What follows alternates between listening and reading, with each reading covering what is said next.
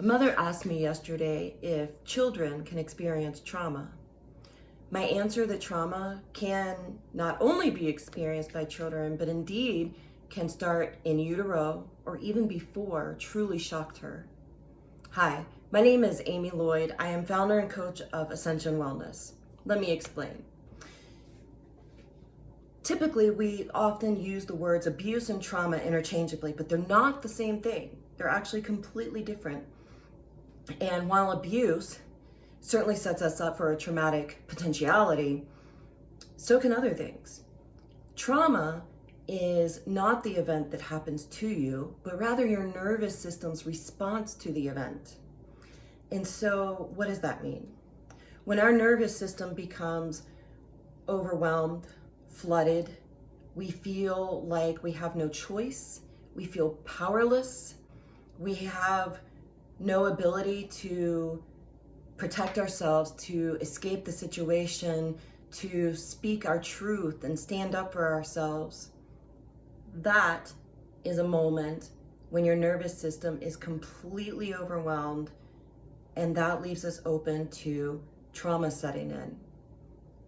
Trauma is your nervous system's memory of the emotional experience rather than the event itself. So let's look at a couple of examples. It's easy to see a correlation between covert abuse and trauma, right? So let's talk about some examples that are less obvious.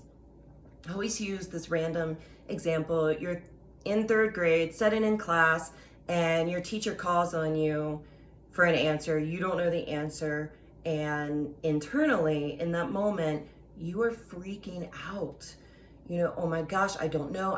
Your brain shuts down. Maybe you knew the answer until she asked you, but now you feel like you're being put on the spot and your brain shuts down and you just can't think straight and you're panicking. You don't know what to do. So from an objective perspective, we can see that the child is not in danger, nor is the child being abused, right? But when you are that child, in that moment, your nervous system is overwhelmed. You feel powerless. You can't fight your teacher, and there's no reason to. You can't run away from your teacher. There's simply nothing you feel that you can do. There's nothing you believe that you can do. And you feel powerless to speak up for yourself, to say, I don't know the answer. And so you lose your voice and choice. You lose the ability, your sense of agency to keep yourself safe. Even though, again, objectively, we know that that's not a dangerous situation. Your nervous system is having an experience that says otherwise. And so what that can do in that moment is leave us with this unresolved trauma residue that we then carry with us for years or decades or a lifetime. And that can impact us many, many ways. We'll save that for future videos, but just for now, to bring it back to this mom's original question, can children experience trauma? What do I mean by in utero or even before? That's pretty crazy, right? So in utero, if you consider that trauma is a nervous system experience, the baby's nervous system is developing. And so if the mother is experiencing trauma while pregnant, that her nervous system is informing the baby's development. The baby is feeding off of the mom's cues, and so will develop neurologically and especially like their brain will develop in response to their environment, which in utero is their mother's environment, their mother's nervous system environment. So what about before conception? That really makes no sense. Well, that is getting into the world of epigenetics. So I just explained how trauma is a nervous system experience, and in that moment, the trauma residue just gets trapped in us energetically. And what that means when we carry that with us is it's throwing off our vibration. It can impact us down the road in any number of ways, mentally, emotionally, physically. All illness, all mental illness, depression, anxiety, ADD, ADHD, all of the things that we struggle with can be linked back to trauma. And when we are not able to heal that stuck residue, those are the symptoms that start coming out of it. Everyone experiences trauma. Every animal experiences trauma. It's perfectly normal and natural.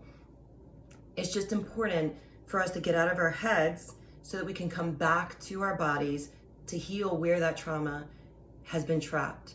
And so when we don't, when it stays trapped in there, it literally changes our gene expression. That's epigenetics. And if a woman has children after, well, and a man, if they have children after their gene expression has been altered by their trauma, then those are the genes that they're passing on. And so in that way, both nurture and nature, trauma is genetic, trauma is inherited, and a baby can come into this world having experienced a perfectly safe and happy, healthy in utero experience, but they can still come into this world with trauma residue from their ancestors that was left unresolved and passed down in gene expression. Not all is lost though. There are ways to unlock this trapped trauma, both our own and our inherited trauma. And that is where people like trauma recovery coaches and energy healers come in. So I'm sure this video will spark a lot of questions, and I can't wait to dive into some conversations with you. So please comment and hit me up with questions. I love talking about this stuff, and I want to support you in unlocking your trapped trauma and in supporting your children in unlocking their trapped trauma. Okay, till next time. See you later.